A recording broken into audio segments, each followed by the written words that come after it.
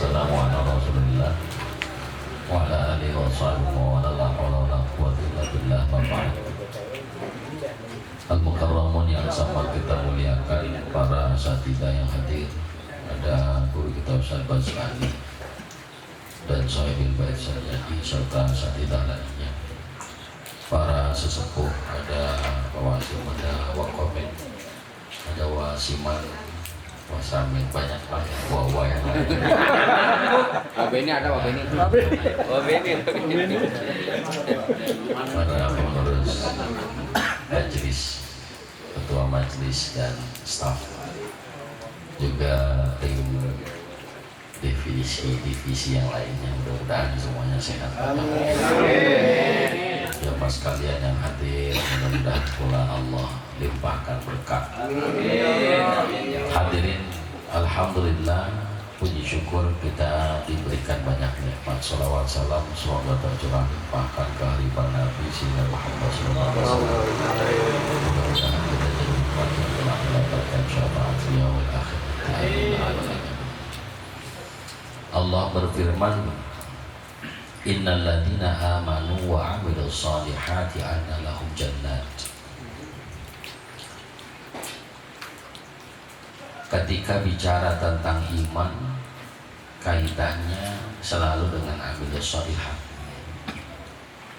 dengan perbuatan baik. Amal itu artinya perbuatan, as-shalihat itu berarti baik. Allah pun sampaikan, faman ya'mal mithqala dzarratin khairan yarah wa man ya'mal mithqala dzarratin. Perbuatan baik ya dibalas dengan kebaikan, perbuatan buruk dibalas dengan keburukan.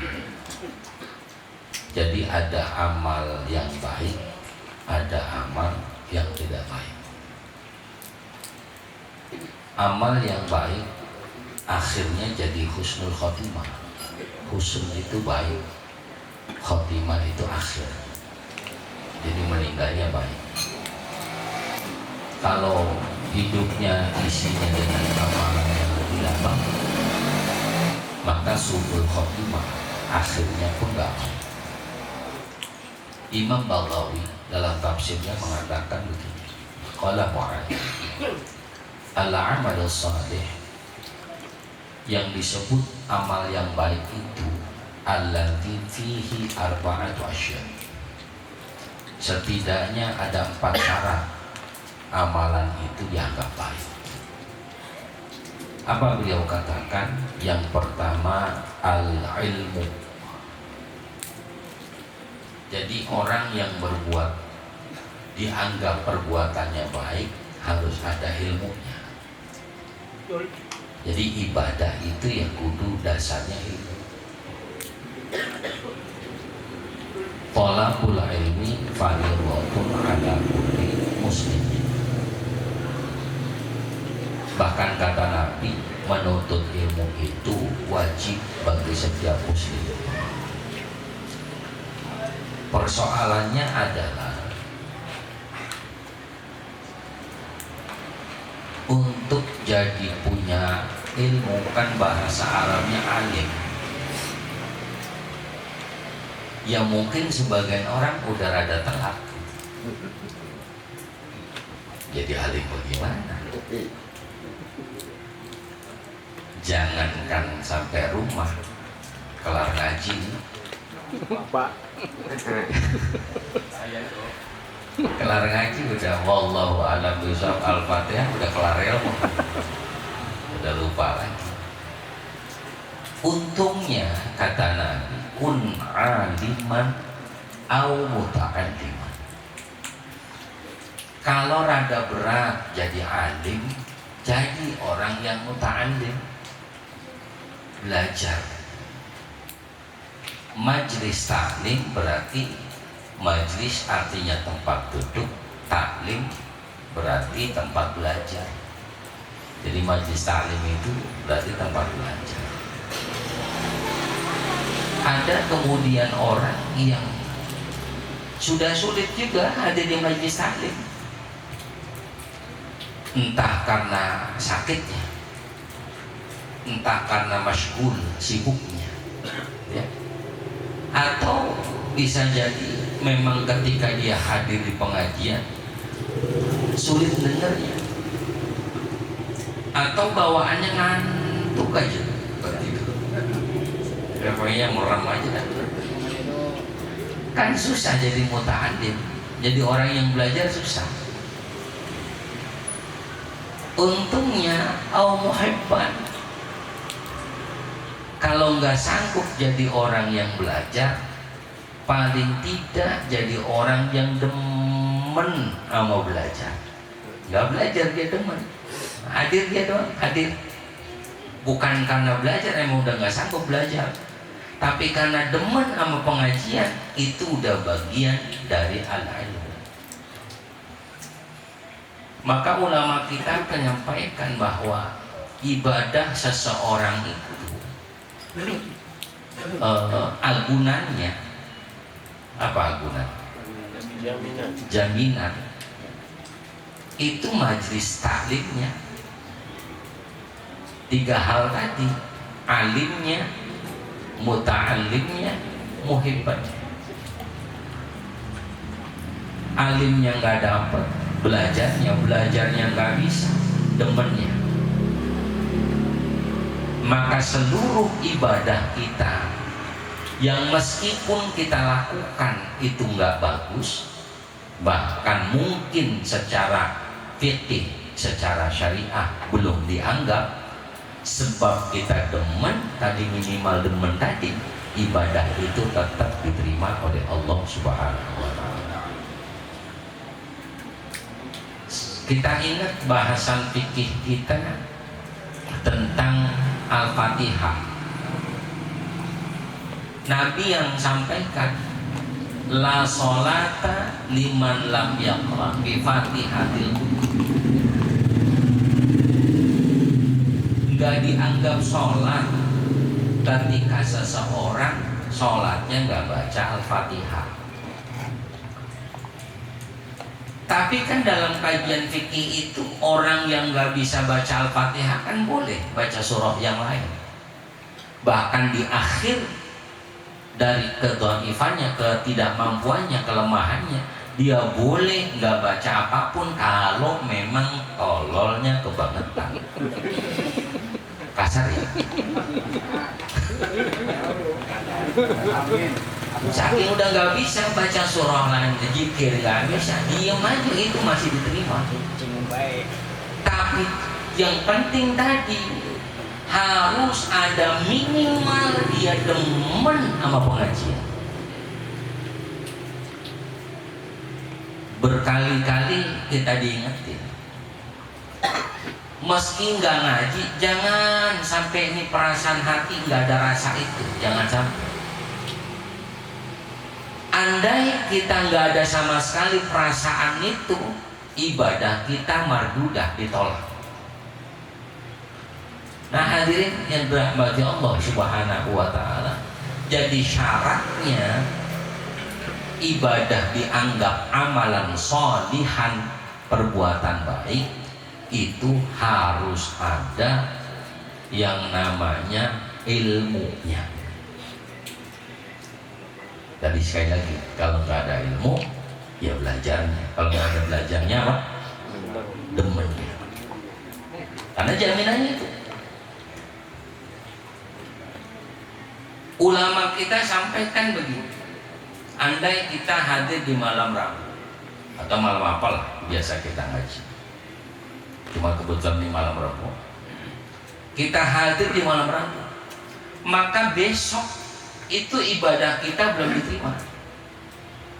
Subuh, zuhur, asar, maghrib, isya, duha, tahajud, segala macam ibadah. Sampai kapan? Itu pahalanya dikumpulin sampai malam Rebo selanjutnya. Karena jaminannya itu. Oh, kan bahasanya gini. Ada orang yang dimaklumin, kan orang sholat nggak bisa diri, boleh duduk, maklum, karena diri nggak bisa, maka boleh duduk. Nah, hadirin yang dirahmati Allah Subhanahu wa taala. Nanti dilihat, oh, orang ini ternyata orang yang memang belum paham dengan ibadah, maka dia hadir maklum. Kalau ibadahnya belum sempurna, maklum. Tetap dikasih pahalanya oleh Allah Subhanahu wa ta'ala. Cuman kan tentu nggak bisa disamakan, hadirin, antara orang alim dengan orang yang tibang demen kan beda. Orang alim dengan orang yang tidak alim kan beda. Allah sendiri yang bilang, apakah sama orang yang berilmu dan orang yang tidak berilmu? Jelas beda. Allah pula mengatakan, yarfa'illahu alladhina amanu minkum walladhina utul ilma darajat. Orang beriman kemudian dia memiliki ilmu, Allah angkat beberapa derajat. Lihat dalam acara-acara. Biasanya kan ulama-ulama itu cenderung datangnya belakangan. Iya kan ya? Datangnya belakangan. Tapi beseknya gede kan? Itu dunia, artinya dari situ udah kelihatan subhanahu wa ta'ala. Saya pernah sampaikan tentang tanggal berapa sih? 26 kemarin kan Natal ya. Di Injil itu disebutkan begitu. Pernah baca Injil kan? Dia ada belum. Boro-boro Injil kurang ajaran. Kita sendiri aja nggak orang.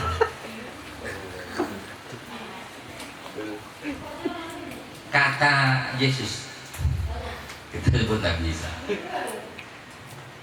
jangan pernah berharap jangan pernah duduk di depan takut-takut itu bukan tempat kita. Prajurit kita duduk depan, Pak maaf ini bukan buat bapak kan enak.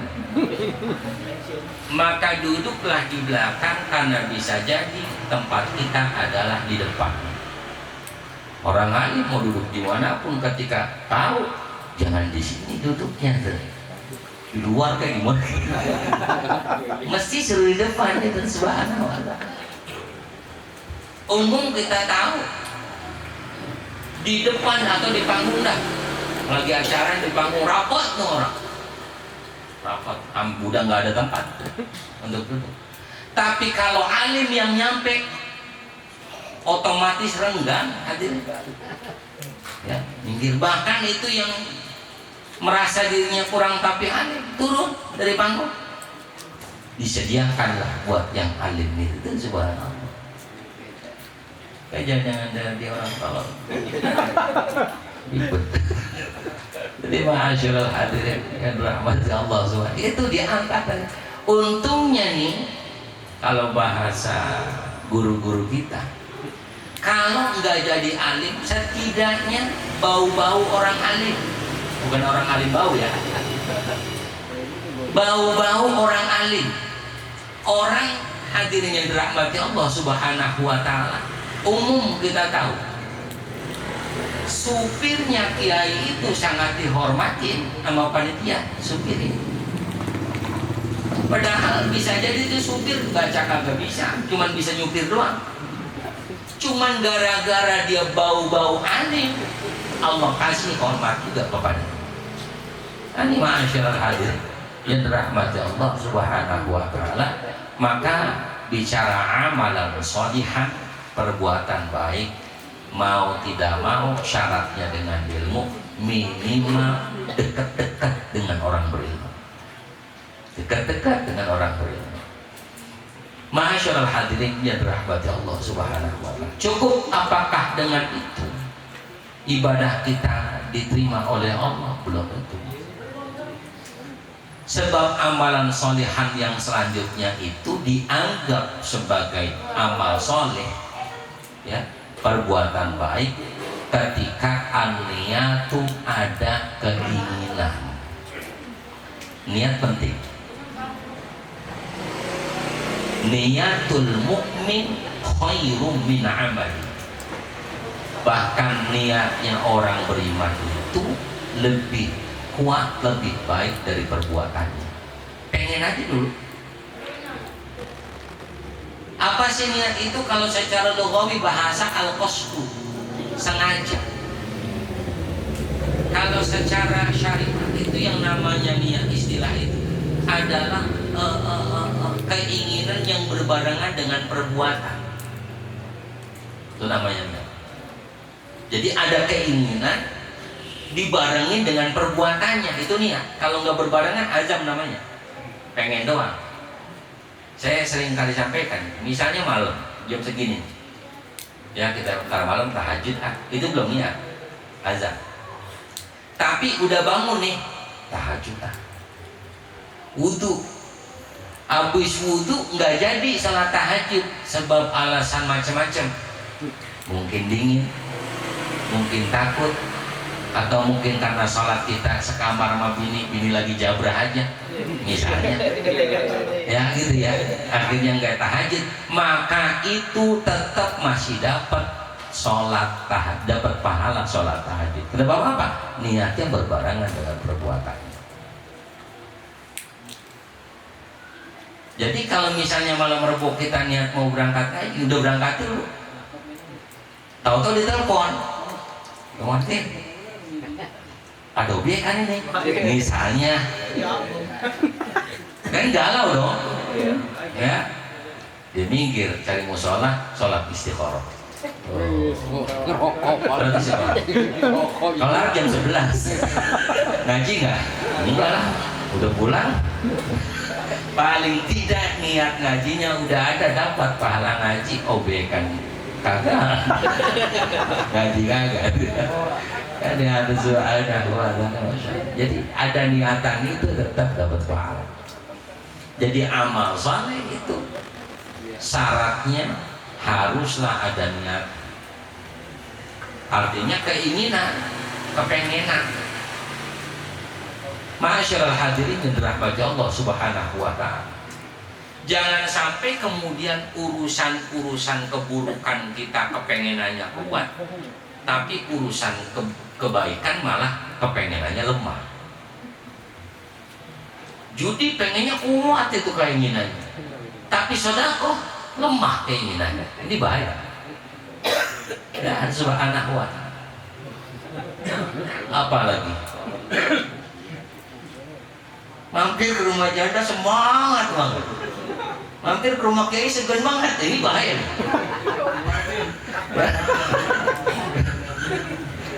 Ya ini maksud saya biar gambarnya gampang gitu Pak Ustaz, ya biar gampang dicerna gitu maksud ya, hadirin subhanallah. Jadi keinginan pengen ke sono kuat, keinginan yang baik kurang kuat, nah ini bahaya. Jadi amal saleh itu kudu ada keinginan kuat, harus terus ada, pengen begini, pengen begini, pengen begitu.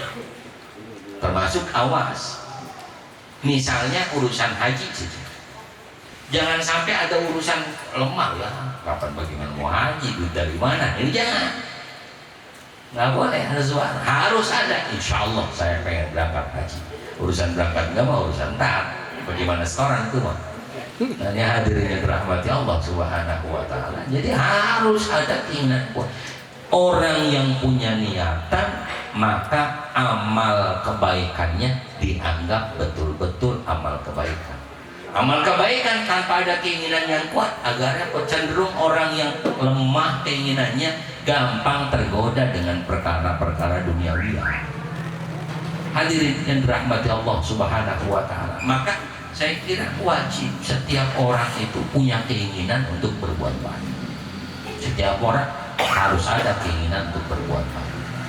Perbuatan baik itu kan relatif, artinya apapun yang sanggup kita lakukan, bukan hal yang memberatkan. Apapun yang kita sanggup lakukan, maka itu harus ada keinginan kebaikan. Silaturahmi, sedekah, melaksanakan sholat sunnah, duha, tahajud dan sebagainya. Ya, maka hadirin yang dirahmati Allah, yang pertama ilmu, yang kedua niat. Jadi Dua hal itu sebagai syarat disebut sebagai amal yang soleh, perbuatan baik. Cukup? Enggak. Masih ada apalagi as-sabru, kesabaran. Ma'asyiral hadirin yang dirahmati Allah Subhanahu wa taala. Sabar itu kan macam-macam. Ada as-sabru 'alal musibah, sabar karena dapat musibah. Ada as-sabru 'ala ta'ah, sabar untuk taat. Ada as-sabru anil maksiyah. Ya. Artinya menjaga diri untuk tidak melakukan maksiat. Maka ibadah atau perbuatan baik itu haruslah diselipin di dalamnya kesabaran. Kalau nggak sabar, ibadah kita nggak ada yang bagus. Apapun, baca Quran misalnya, kebangetan cepet, kecuali antum murojaah, ngapalin Quran. Ya. Ini kan kita baca cepet biar nggak kedengaran orang salah benarnya.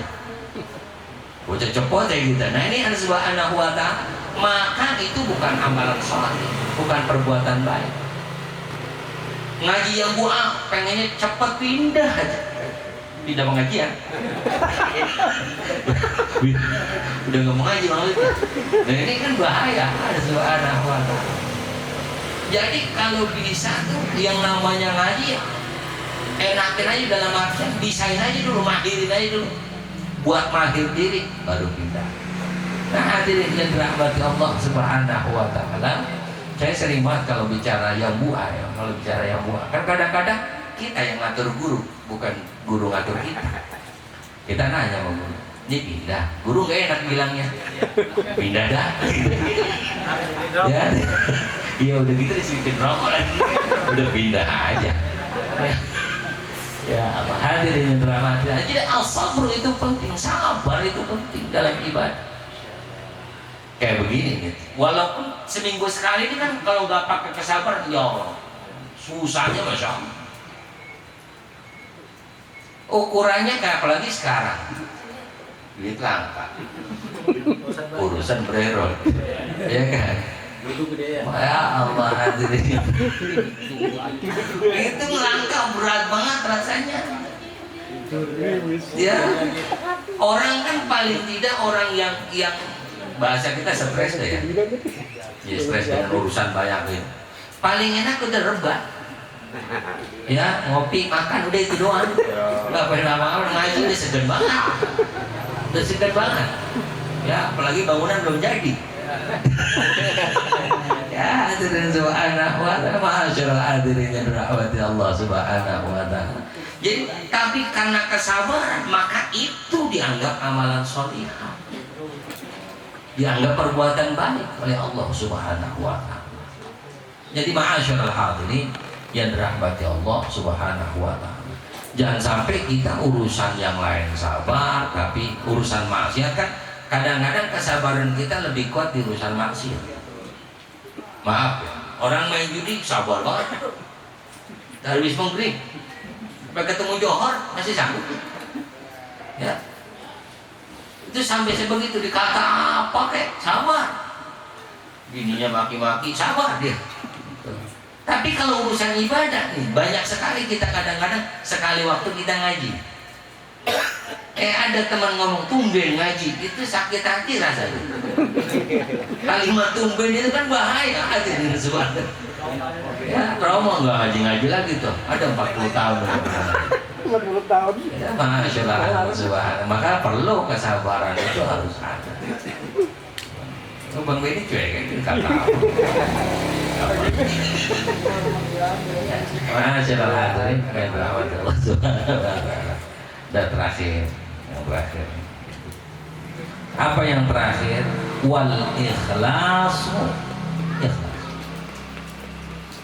Ikhlas itu relatif. Kita ngaji berharap duniawi ya nggak apa-apa. Yang penting ujung-ujungnya Allah.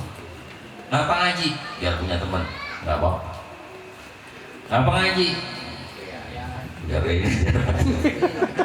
Itu ya nggak apa-apa.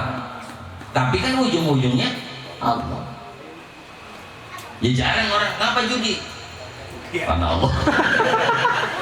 Nggak ada orang begitu. Ya kan gitu ya.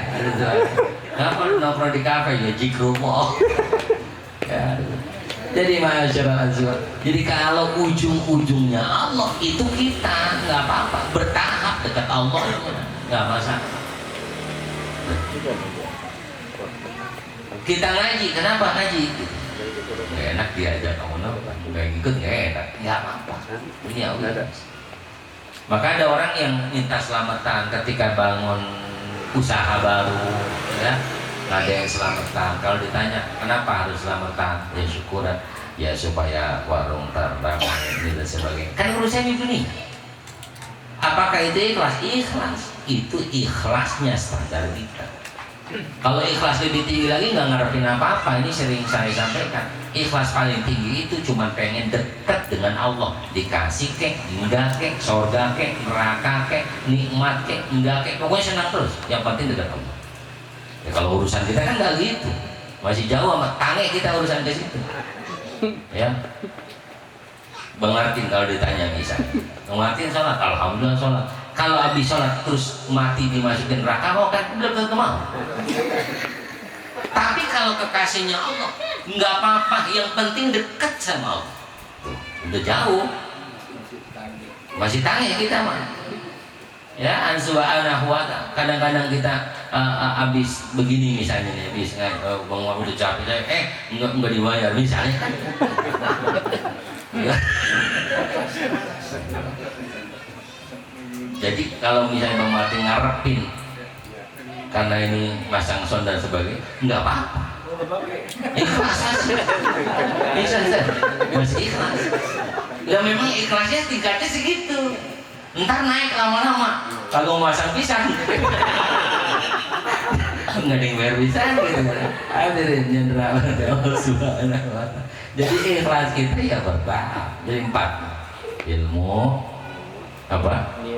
Niat, sabar, ikhlas. Kalau udah ada 4 baru dianggap ibadah. Kalau udah ada 4 baru dianggap amalan sholihah. Ini yang nanti dihisab oleh Allah. Ini yang jadi pemberat kita nanti saat yaumul mizan ditimbang oleh Allah Subhanahu wa ta'ala. Mudah-mudahan malam ini 4 itu kita gapai itu. Malam ini mudah-mudahan hadirnya kita dihitung sebagai amalan sholihah. Ala hati ini al-Fatihah. Alhamdulillah.